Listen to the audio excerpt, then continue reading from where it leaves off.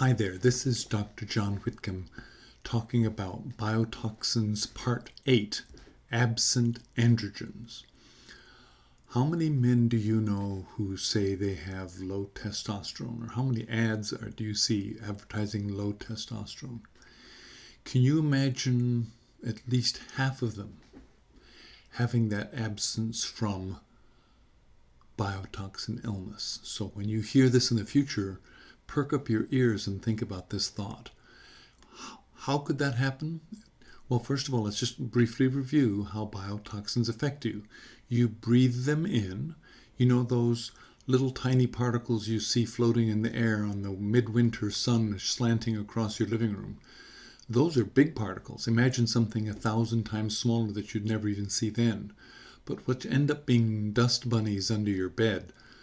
Those tiny particles are fragments of DNA and protein of mold and many other pieces of bacteria, mycobacteria, that float through your house and into your lungs. And in your body, they set off all sorts of receptors that put out what we call cytokines. Those cytokines go into your brain and damage your hypothalamus, your leptin receptor. And that dramatically then lowers melanocyte-stimulating hormone. Never heard of that? Well, I hadn't either until I started studying this.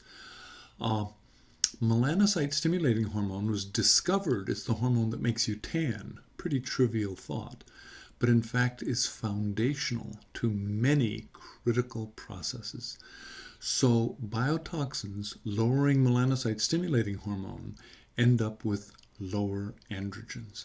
One of the things that MSH supports is androgens, and you end up with low testosterone. Now, the normal balance that goes on in your body requires all of your hormones to sing together in a symphony. And what the biotoxins tend to do at the cellular level are damage membranes and damage the ability to signal across membranes and the ability to generate energy. But the net effect is that you have lowered androgens. And part of that may be because it appears that the balance shifts towards more estrogen because of an upregulation of aromatase.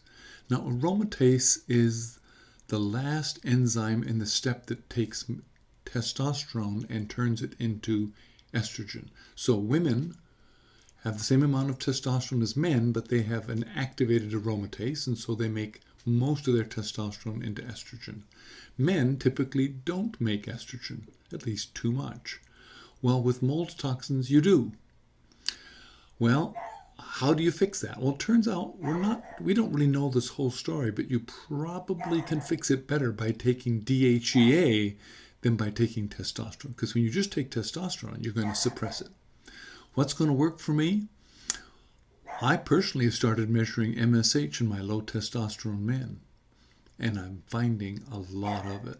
This means that biotoxin illness is a part of low testosterone in many men. Stay tuned, we'll tell you more next week. This is Dr. Whitcomb finishing up on Biotoxin VIII.